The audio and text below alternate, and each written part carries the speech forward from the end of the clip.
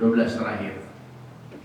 Sebab itu, oleh karena kamu, maka Sion akan dibajak seperti ladang, dan Yerusalem akan menjadi timbunan puing, dan gunung suci akan menjadi bukit yang terhutan. Thank you. Kembali ke powerpoint saya. Bapak Ibu Saudara, Mika adalah seorang nabi yang tidak punya popularitas. Mika hampir tidak dikenal oleh banyak orang, karena memang dia seorang nabi yang memang tidak terlalu dipandang orang, jarang sekali disebut. Tetapi Mika adalah satu-satunya nabi yang pertama kali menubuatkan tentang runtuhnya Yerusalem. Bapak Ibu Saudara, sesuai ayat ke-11 tadi, bersandar kepada Allah. Ternyata baik nabi, baik para imam yang ada di zaman itu, dikatakan mereka semua bersandar kepada Allah. Satu sisi yes, percaya kepada Tuhan. Satu sisi ke gereja, Bapak Ibu. Satu sisi melayani Tuhan. Satu sisi semua hukum-hukum Tuhan ditaati. Tidak ada yang dilanggar. Mereka bersandar kepada Allah, sehingga mereka berkata tidak akan ada penghukuman. Ayat ke-12 tadi, ayat ke-11 tadi, tidak akan ada masalah. Kenapa? Kita itu orang-orang yang bersandar kepada Allah. Ini teguran nanti buat kita yang melayani Tuhan, para hamba-hamba Tuhan yang mengatasnamakan dirinya sebagai anak Tuhan. Dengar baik, tidak menjamin status kita anak Tuhan, predikat kita anak Tuhan. Orang yang bersandar kepada Allah gak ada masalah. Setuju? Bukan berarti kalau kita sudah bersandar kepada Allah gak ada masalah. Ada masalah. Bapak Ibu lihat, saya sengaja taruh gambar ada dua. Seorang anak kecil bukan cuma bersandar, tidur di atas duit. Haleluya. Kenapa saya taruh duit? Karena inilah pemicunya dari apa yang akan kita bahas siang ini. Dari orang-orang yang bersandar kepada Allah, seorang imam-imam, seorang nabi, tetapi dikatakan apa saudara? Mereka mendapat teguran keras dari seorang yang namanya Mika. Mereka adalah orang-orang yang bersandar kepada Tuhan, melayani Tuhan, nabi-nabi. Mereka adalah pemimpin-pemimpin. Tapi karena uang, mereka bersandar pada uang, dan Tuhan menegur mereka. Saya harus kasih tahu ini Bapak Ibu Saudara, supaya saudara mengerti panggilan kita sebagai anak Tuhan, sebagai jemaat, bahkan sebagai pelayan Tuhan, bahwa uang bukan segala-galanya. Tapi tanpa uang kita tak punya segala-galanya. Betul? Tanpa uang kita tak punya segala-galanya. Tapi uang bukan segala-galanya. Haleluya. Bapak Ibu, next Bang. Apa yang saudara pikirkan tentang toko ini? Saya sengaja cari. Pagi-pagi tadi saya doa, saya persiapkan khotbah. Ya, saya mulai rancang khotbah, saya cari sumber-sumber di internet tentang toko-toko yang saya muat. Lalu saya muat berapa toko ini. Apa yang ada di benak kita ketika melihat ini? Ini adalah para pemimpin, Bapak Ibu Saudara. Ada raja, bahkan ada Bapak Presiden kita, ada imam, dan ada salah satu orang yang mewakili sebagai hakim. Mereka adalah pemimpin-pemimpin yang mengatur dan memutuskan sebuah perkara. Mereka akan memutuskan sebuah hukum yang akan ditegakkan. Seperti apa hukum itu akan diberlakukan, maka para pemimpin-pemimpin ini punya sebuah otoritas untuk menentukan hukum itu diberlakukan atau dicabut atau bagaimana. Di tangan seorang raja, maka hukum itu bisa diberlakukan, dinyatakan sah atau tidak, ada di tangan raja.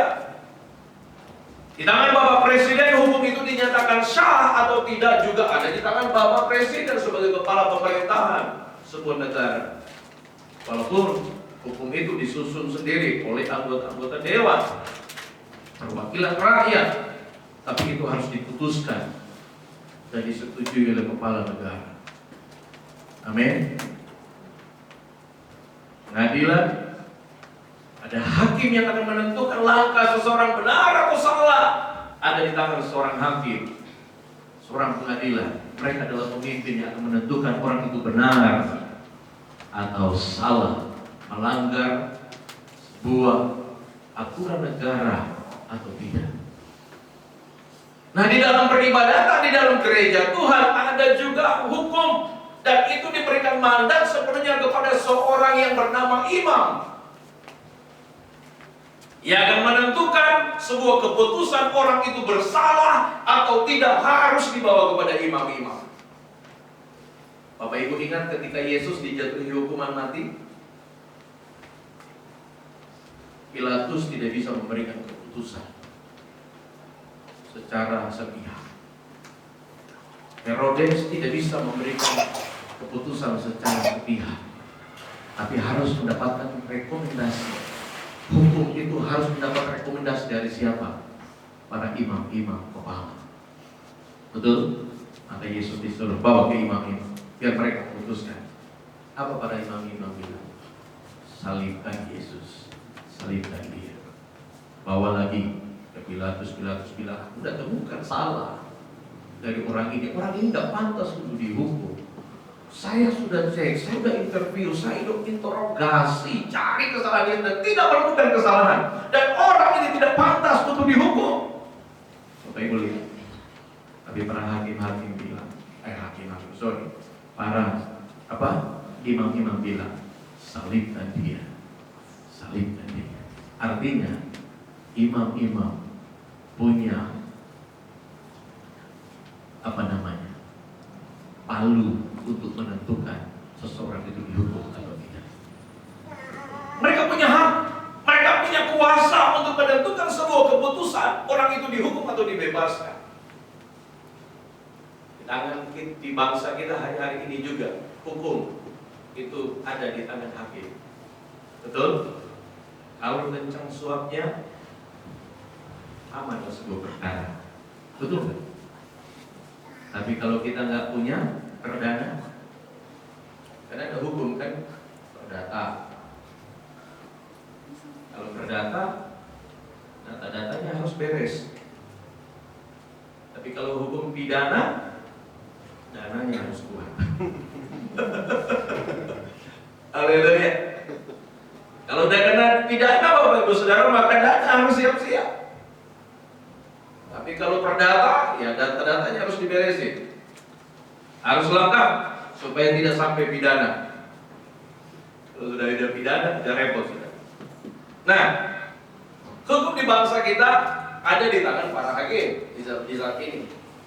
Tapi tidak semuanya hakim pengadilan kita boleh dikatakan lalim atau senang dengan suap. Ada juga hakim-hakim yang benar. Tapi kebanyakan, rata-rata ada hakim-hakim yang betul-betul hidup di dalam suap menyuap. Dan ini bukan baru kali ini terjadi.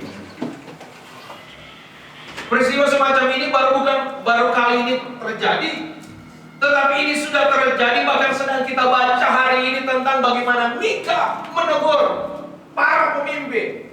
Ada 3 orang yang ditegur Mika dengan terang-terangan dalam pembacaan kita di dalam Mika pasal 3 ayat 1 sampai 12. Bapak Ibu ingat yang pertama ditegur oleh Mika siapa? Para pemimpin. Siapa di sini yang jadi pemimpin? Katakan Bapak Ibu Saudara, yang Bapak Ibu pemimpin. Ada yang mau ngaku? Bapak Ibu, saya mau kasih tahu, saudara dan saya adalah pemimpin. Amin. Saya mau kasih tahu, kita adalah para pemimpin. Pemimpin bukan berarti kita harus jadi raja. Pemimpin bukan berarti kita harus jadi presiden. Tapi gimana kita mimpin? Saudara memimpin mulai dari yang paling terkecil mungkin di dalam keluarga. Saudara adalah dia, seorang pemimpin. Dan arah bahtera, arah kapal itu, mau dia mau jalan terus atau dia tenggelam, itu ada di tangan sang nahkoda kapal itu. Pemimpinnya, leadernya. Kalau pemimpinnya kurang baik, maka dipastikan kapal itu akan mengalami masalah dalam perjalanan. Tapi kalau pemimpinnya baik, dipastikan kapal itu akan bersandar. Nah, kembali lagi bersandar. Dia akan bersandar di tempat yang tepat. Karena tidak sedikit kapal banyak yang justru bersandar bukan di tempat yang tepat di bersandar. Banyak kapal yang bersandar di dasar laut karena salah pemimpin, salah nahkoda. Ada banyak hal yang membuat dia salah, tidak bisa membaca situasi, tidak bisa melihat situasi, tidak bisa mendengar apa yang sudah disampaikan oleh mungkin yang menyampaikan bahwa cuaca lagi buruk, jangan berlayar, tapi telinga kurang aja mendengar sehingga akhirnya dia tetap berlayar dan ujungnya dia tenggelam. Bapak Ibu, saya mau kasih tahu, tidak sedikit orang yang seperti ini. Kadang-kala kita kurang tajam telinga kita mendengar ini suara Tuhan atau bukan. Sehingga apa yang terjadi? Karena kita kurang memiliki kepekaan untuk mendengarkan suara Tuhan, maka lihat, akhirnya kita bersandar bukan di pada tempatnya. Justru kita bersandar di dasar laut. Artinya kita tenggelam di dalam kesalahan kita. Amin. Itu sebabnya hari ini saya mau bersama kita terus belajar untuk bersandar pada tempatnya, dan kita harus bersandar hanya kepada Tuhan. Amin. Jangan bersandar kepada yang bukan tempatnya. Sebuah kapal saja dia harus cari tempatnya di mana dia harus bersandar supaya dia aman. Haleluya. Ya. Lihat Bapak Ibu Saudara, mereka adalah orang-orang tadi apa? Yang pemimpin. Nah, seorang pemimpin terus Pak, tugasnya sebagai seorang pemimpin, Bapak Ibu Saudara perhatikan, tugas. Ada 4 hal yang saya bagikan buat kita yang secara umum kita tahu. Tugas seorang pemimpin itu ada 4 hal saja, yang selebihnya Bapak Ibu Saudara boleh tambahkan. Tapi menurut saya ini hal-hal yang sangat mendasar yang perlu kita ketahui, dan bukan hanya saudara kita ketahui, tapi kalau bisa, ayo Bapak Ibu, kita sebagai pemimpin lakukan 4 hal ini. Pertama, kita harus bisa mensejahterakan. Amin. Setidaknya keluarga kita juga sejahtera. Amin. Amin. Tidak susah-susah amat lah, gitu ya. Setidaknya kita masih, orang lain masih bisa makan KFC, kita juga masih bisa. Amin. Orang lain masih bisa pesiar ke luar negeri, kita masih bisa pesiar ke puncak. Nggak susah-susah amat. Orang lain masih bisa makan enak-enak di restoran, kita masih bisa juga jajan di warteg, nggak masalah. Amin, saudara. Kesejahteraan bukan bicara tentang apa yang kita makan, tapi bagaimana kita menikmati. Amin. Kita nikmati saja hidup ini. Yang penting semuanya happy. Amin, saudara. Happy. Ada orang dimakan yang enak, di tempat yang enak, restorannya mantap sekali, full AC, makannya mobil, saudara, capcay, buyung hai, aduhai, semua ada. Kurang saudara mobil makan apa, tetapi tidak ada sejahteranya, saudara. Makan di tempat yang enak, makan makanan enak, tapi nggak ada sejahtera. Kenapa? Nggak akur suami istri. Ribut di tempat yang enak, tapi nggak dinikmati enaknya makanan. Kenapa? Masalah. Begitu banyak masalah, begitu banyak konflik, sehingga makan pun nggak tenang, sampai dia harus mondar-mandir. Makanan udah tersedia, Pak makan Pak, ya sudah. Dia sibuk harus dengan segala macam urusannya, sudah nggak pernah nikmati. Jangan itu. Ini kan menurut saya bagi orang yang tidak sejahtera itu. Bukan kalau kita berkata, orang yang mendua hati tidak tenang dalam hidupnya. Amin. Makanya jangan mendua hati. Harus satu hati. Kita bilang jangan mendua hati, sebab orang yang mendua hati tidak tenang, alias tidak sejahtera. Hatinya tidak sejahtera, saudara. Gimana mau sejahtera? Masalah banyak, tipu-tipu banyak, tidak mengalami kesejahteraan. Jadi tugas kita sebagai seorang pemimpin apa, Bapak Ibu Saudara? Yang pertama, sama-sama bilang sejahterakan pasanganmu, sejahterakan keluargamu. Amin. Amin. Saya sedang berusaha juga untuk mensejahterakan keluarga saya. Bukan hanya keluarga sejahtera, saya juga berdoa Tuhan supaya jemaat Mahanaim mendapatkan kesejahteraan. Amin. Makanya selalu lepas doa berkat. Akhir ibadah selalu lepas doa berkat. Pulanglah dengan membawa berkat damai sejahtera. Amin. Amin. Amin. Sejahtera itu selalu saya sampaikan. Supaya Bapak Ibu Saudara sejahtera.